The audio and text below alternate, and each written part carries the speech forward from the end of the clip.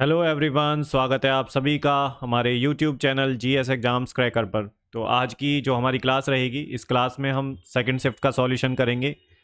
RRB जो group D का आपका एग्ज़ाम हुआ था 2022 में, उसकी सेकंड शिफ्ट का सॉल्यूशन रहेगा। 17/8/2022 को हुआ था। इसकी पहली शिफ्ट का सॉल्यूशन मैंने करा दिया है, ठीक है, और प्लेलिस्ट बना दी है भाई। तो प्लेलिस्ट में ऐड हो जाएंगी। पहली क्लास कर दी है मैंने, ये वाली क्लास भी प्लेलिस्ट में आपको मिल जाएगी। तो कंटिन्यूसली हम प्लेलिस्ट में ऐड करते जाएंगे जितनी भी हमारी क्लासेज होंगी। तो जिन बच्चों का आरआरबी ग्रुप डी का एग्ज़ाम है 2025 में, डेट्स आ चुकी हैं, तो अपनी प्रिपरेशन में लग जाइए भाई, ठीक है। पीवाईक्यू की अपने अच्छे से प्रैक्टिस करिए। जो भी सब्जेक्ट कमज़ोर है उसे फटाफट कर लीजिए और मॉक टेस्ट लगाइए। पीवाईक्यू की प्रैक्टिस करिए ज़्यादा से ज़्यादा। तो इस सीरीज़ को आप ज़रूर से फॉलो करिए। यहाँ से आपको बहुत ज़्यादा बेनिफिट मिलेगा क्योंकि क्वेश्चंस रिपीट होते हैं और आपको थीम्स और एरिया ज़रूर पता चलेंगे, ठीक है।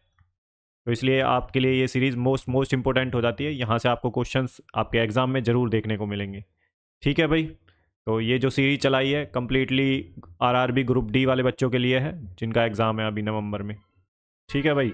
तो हम अपना टाइम वेस्ट नहीं करेंगे बिल्कुल भी। और जिन बच्चों के पास टाइम कम है वो 1.5 की स्पीड पे देख सकते हैं क्लास को। इसके अलावा देखिए आरआरबी जो आपका एनटीपीसी का जो 12th लेवल का अंडर ग्रेजुएट वाला जो एग्ज़ाम हुआ था उसकी आंसर की आ चुकी है। तो उसकी आंसर की भी मैं डाल दूंगा। उसके जो जो क्वेश्चंस हैं, जितने भी क्वेश्चंस हैं उनकी सभी की आंसर की मैं करा दूंगा शिफ्ट वाइज, ठीक है। तो आप चैनल को सब्सक्राइब कर लीजिए, ये आपका पहला काम है। दूसरा काम है, अगर आपको क्लास पसंद आती है तो लाइक करें। और तीसरा काम है, अगर आपका कोई दोस्त प्रिपरेशन कर रहा है तो उसे बताएं इस चैनल के बारे में, ठीक है। तो आपका सपोर्ट भाई बहुत ज़्यादा रिक्वायर्ड है क्योंकि मोटिवेशन हमें वहीं से मिलेगा जितना आपका सपोर्ट होगा, ठीक है। आपका सजेशन है जो कमेंट बॉक्स में वो दें ज़रूर। और बाकी आप चैनल को सब्सक्राइब कर लें। सारी क्लासेस होंगी, जितने भी पीवाईक्यू, जितनी भी आपके आंसर की आई हैं, सभी का सॉल्यूशन होगा डिटेल्ड। इसमें देखिए इस क्लास में मैं कंप्लीट आपको जो क्वेश्चंस पूछे गए हैं और उनका आंसर, बाकी डिटेल क्लास भी आ जाएंगी इसके बाद, ठीक है। तो इसलिए क्योंकि अभी एग्ज़ाम बहुत पास है तो आपको पीवाईक्यू की प्रैक्टिस हो जाएगी आपकी तुरंत, ठीक है। तो देख लेते हैं अपना पहला क्वेश्चन क्या है।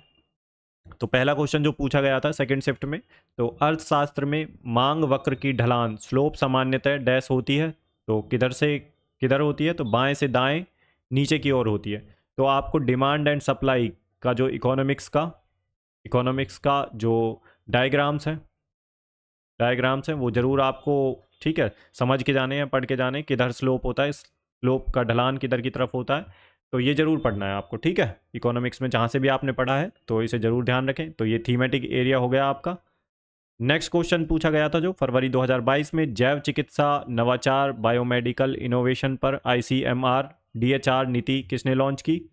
तो ये मनसुख मांडविया ने लॉन्च की थी। Option third is the right answer, ठीक है। तो यहाँ पे अगर कोई स्कीम किसी मिनिस्टर ने, किसी मिनिस्ट्री के द्वारा, किसी पर्सन के द्वारा, इंपॉर्टेंट पर्सनैलिटी के द्वारा अगर वो स्कीम का अनावरण किया गया है, लॉन्च किया गया है, तो उसे ज़रूर ध्यान रखें। रिसेंट में पिछले 1 साल के, 1 ईयर के करंट अफेयर्स आप ज़रूर पढ़ लें भाई, ठीक है। नहीं तो यूट्यूब पे किसी की वीडियो देख लें करंट अफेयर्स की, ईयरली या 6 मंथ की या मंथ वाइज देख सकते हैं। वहाँ से आपको काफ़ी बेनिफिट मिल जाएगा। नेक्स्ट क्वेश्चन है हमारा, जिप्सम को गर्म करके एक रासायनिक यौगिक एक्स तैयार किया जाता है। यह एक सफ़ेद चूर्ण है जो, और इसका उपयोग अग्निरोधी पदार्थ के रूप में होता है। यौगिक एक्स क्या है, तो ये है भाई प्लास्टर ऑफ पेरिस की बात हो रहा है। तो प्लास्टर ऑफ पेरिस का आपको जो फॉर्मूला है वो ज़रूर पता होना चाहिए, कई बार पूछ लेता है एग्ज़ाम में, ठीक है। तो जिप्सम को गर्म करने पर एक रासायनिक यौगिक एक्स तैयार किया जाता है और एक सफ़ेद चूर्ण, और इसका उपयोग अग्निरोधी पदार्थ के रूप में होता है। तो ये प्लास्टर ऑफ पेरिस है। नेक्स्ट जो क्वेश्चन पूछा गया था, निम्न में से किस प्रकार के प्रतिबिंब पर्दे पर प्राप्त किए जा सकते हैं। तो यहाँ पे आपके ऑप्शंस दे रखे हैं भाई, ठीक है, स्टेटमेंट में दे रखा है। तो इसका वास्तविक और बड़ा, और वास्तविक और छोटा, ठीक है। तो दोनों प्रकार के जो प्रतिबिंब हैं वो पर्दे पर प्राप्त किए जा सकते हैं, ठीक है। वास्तविक और बड़ा, वास्तविक और छोटा। तो इसका जो ऑप्शन थर्ड है वो सही है, ए और बी। नेक्स्ट जो क्वेश्चन पूछा गया था, निम्नलिखित में से किस यौगिक का उपयोग श्वेत Shyam black and white photography में किया जाता है। तो ये silver chloride and silver bromide दोनों का उपयोग किया जाता है ब्लैक एंड वाइट फोटोग्राफी में। याद रखना है ये क्वेश्चन कई बार दूसरे एग्जाम्स में भी पूछा गया है। नेक्स्ट क्वेश्चन है, एक धारावाही परिनालिका के लिए इनमें से कौन सा कथन सही है। तो 3 स्टेटमेंट दे रखी है, आपको बतानी है इन तीनों स्टेटमेंट में से कौन कौन सी सही है। तो इसका उपयोग मृदु लोहे के टुकड़े को चुंबकित करने के लिए किया जाता है, पहली स्टेटमेंट। दूसरी स्टेटमेंट है, यह छड़ चुंबक की भांति कार्य करता है। तो पहली और दूसरी स्टेटमेंट सही है भाई। क्षेत्र रेखाएं संकेंद्रित वृत्त होती हैं, नहीं, ये गलत है स्टेटमेंट। तो पहली और दूसरी स्टेटमेंट सही है, ठीक है। तो option third is the right answer. Next जो क्वेश्चन है, डैश 1956 से राष्ट्रीय आय, उपभोग व्यय, बचत और पूंजी निर्माण से संबंधित डेटा जारी करने के लिए नोडल एजेंसी है। तो ये केंद्रीय सांख्यिकी कार्यक्रम, ठीक है, सेंट्रल स्टेटिस्टिकल जो ऑफिस होता है उसके द्वारा ये जो है रिलीज किया जाता है। डेटा जारी करने के लिए नोडल एजेंसी है ये, ठीक है, केंद्रीय सांख्यिकी कार्यालय। नेक्स्ट क्वेश्चन है, पंचायती राज व्यवस्था सबसे पहले भारत के किस राज्य में लागू की गई थी। तो ये राजस्थान के नागौर जिले में लागू की गई थी, ठीक है। और पंचायती राज जो इंस्टीट्यूशन है, PRIs, पंचायती राज जो इंस्टीट्यूशन है, इन्हें कॉन्स्टिट्यूशनल स्टेटस कब मिला था। तो 73rd जो कॉन्स्टिट्यूशन अमेंडमेंट एक्ट हुआ था 1992 में, इन्हें उसमें जो है इस अमेंडमेंट में इन्हें कॉन्स्टिट्यूशनल स्टेटस दिया गया था।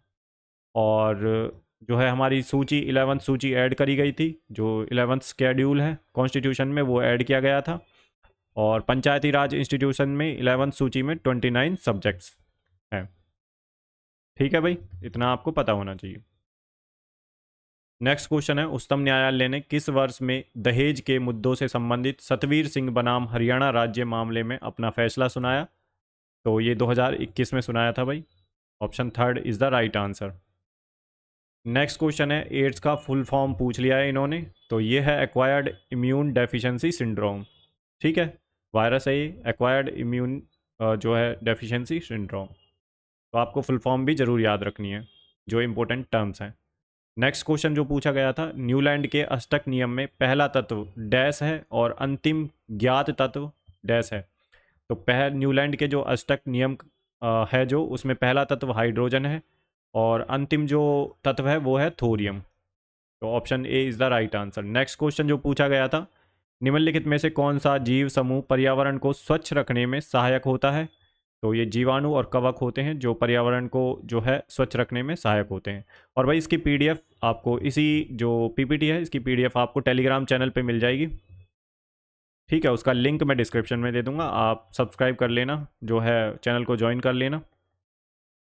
तो वहाँ पे जितना भी आपको मटेरियल है सारा PDF मिल जाएंगे आपको, जो भी अपडेटेड इन्फॉर्मेशन है जितनी भी सारी आपको PDF उसमें टेलीग्राम चैनल पे मिल जाएगी। नेक्स्ट क्वेश्चन जो पूछा गया है, गोलीय दर्पण के मुख्य अक्ष के बारे में इनमें से कौन से कथन सत्य हैं। 3 स्टेटमेंट दे रखी हैं, तो कौन सी सही है भाई इसमें से। तो पहली वाली जो स्टेटमेंट है, यह दर्पण पर अभिलंब होता है, ये स्टेटमेंट सही है। और स्टेटमेंट थर्ड क्या कह रहा है, मुख्य फोकस हमेशा मुख्य अक्ष पर स्थित होता है। तो पहली और थर्ड स्टेटमेंट सही है, सेकंड वाली स्टेटमेंट गलत है। आपतन बिंदु हमेशा मुख्य अक्ष पर स्थित होता है, तो सेकंड स्टेटमेंट गलत है, बाकी फर्स्ट और थर्ड स्टेटमेंट सही है। तो option fourth is the right answer. Next question है, 2021 में 2021 में विश्व कुश्ती चैंपियनशिप में रजत पदक जीतने वाली पहली भारतीय महिला होने का गौरव किसने प्राप्त किया। तो ये था अंशु मलिक ने प्राप्त किया था, जो है 2021 में जो है विश्व कुश्ती चैंपियनशिप में रजत पदक जीता था इन्होंने और पहली भारतीय महिला बनी थी, ठीक है। तो ये थी अंशु मलिक। नेक्स्ट जो क्वेश्चन है, देशांतर और अक्षांश, लैटिट्यूड और लॉन्गिट्यूड होता है इनका मतलब, के बारे में इनमें से कौन सा कथन गलत है। तो रॉन्ग स्टेटमेंट पूछ रहा है, रॉन्ग ऑप्शन कौन सा है। तो देशांतर कभी भी एक दूसरे को प्रतिच्छेदित नहीं करता, तो ये गलत है भाई, ठीक है, प्रतिच्छेदित करता है। और जो ये वाली स्टेटमेंट है, ये तीनों सही हैं, तीनों ऑप्शंस। बाकी गलत पूछ रहा है इनमें से गलत कथन, तो देशांतर कभी भी एक दूसरे को प्रतिच्छेदित नहीं करते हैं। तो करते हैं भाई देशांतर एक दूसरे को प्रतिच्छेदित, ठीक है। नेक्स्ट क्वेश्चन देख लेते हैं क्या है। तो कशेरुकियों की यकृत कोशिकाओं में SER द्वारा कौन सा महत्वपूर्ण कार्य किया जाता है। एक मिनट, ये पीछे वाला क्वेश्चन, अक्षांश रेखाएं एक दूसरे के समानांतर होती हैं, ठीक है। अक्षांश जो रेखाएं होती हैं, अक्षांश कभी भी एक दूसरे को प्रतिच्छेदित नहीं करती, तो अक्षांश जो है, अक्षांश ये लैटिट्यूड होती हैं, अक्षांश जो ऐसी लेटी हुई लाइनें होती हैं, लैटिट्यूड को अक्षांश बोलते हैं। और देशांतर ये वाली लाइन, तो ये भाई आपस में जो है प्रतिच्छेदित करती हैं एक दूसरे को। तो सही है बिल्कुल, ठीक है। तो ये वाला कथन ही गलत है इसका। नेक्स्ट क्वेश्चन है हमारा, तो कशेरुकियों की यकृत कोशिकाओं में SER द्वारा कौन सा महत्वपूर्ण कार्य किया जाता है? तो ये है औषधियों और विषों का निराविषीकरण। नेक्स्ट क्वेश्चन है, विद्युत मोटर का कौन सा भाग उनमें उसमें प्रवाहित धारा के प्रवाह की दिशा को उलट देता है? तो ये है विभक्त वलय, split ring. Option C is the right answer. Next question है, बल्ब के फिलामेंट को डैश प्राप्त करने के लिए अत्यंत पतला और लंबा बनाया जाता है? तो उच्च प्रतिरोधी, मतलब कि हाई रेजिस्टेंस, ठीक है।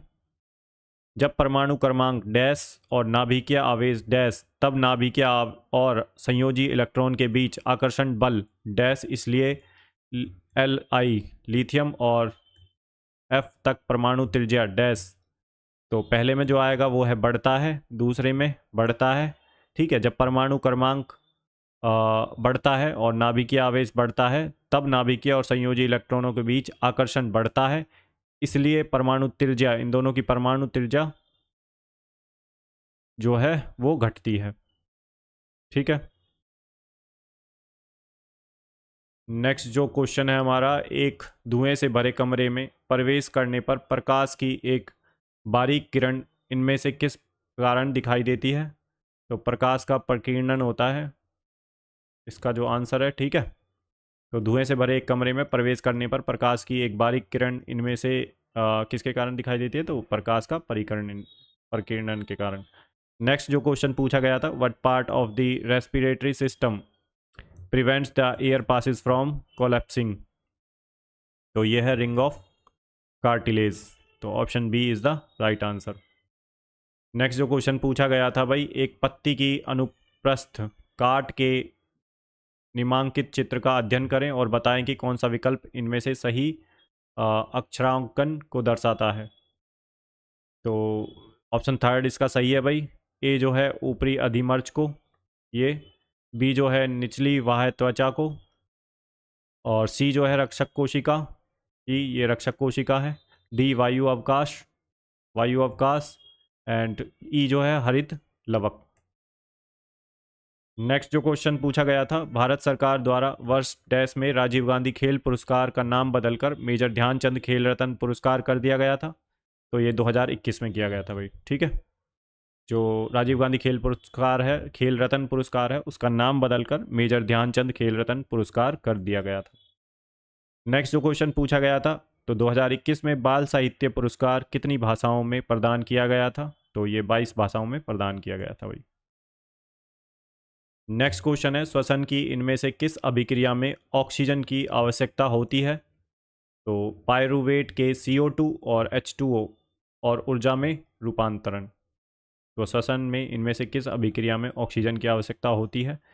तो पायरुवेट के CO2, H2O और ऊर्जा में रूपांतरण। Option A is the right answer.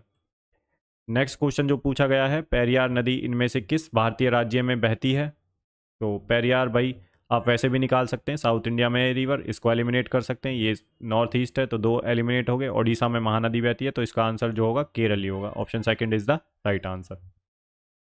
Next question है, निम्नलिखित में से कौन सा संबंध ओम के नियम, ओम्स लॉ के सही गणितीय रूप का निरूपण करता है? तो यह है V=IR। नेक्स्ट जो क्वेश्चन पूछा गया था, वह प्रक्रिया जिसके द्वारा जल रिसकर भूमि में प्रवेश करता है कहलाती है? तो अंत्य स्यंदन। तो option second is the right answer. ये जल है ऊपर भूमि के अंदर, तो रिसकर भूमि में प्रवेश कर जाता है, तो इसको ही बोलते हैं अंत्य स्यंदन। नेक्स्ट क्वेश्चन है, उष्णकटिबंधीय सदाबहार वन भारत के इनमें से किस राज्य में पाए जाते हैं? तो उष्णकटिबंधीय जो सदाबहार वन है वो केरल में पाए जाते हैं, वेस्टर्न घाट्स हैं यहाँ पे, ठीक है।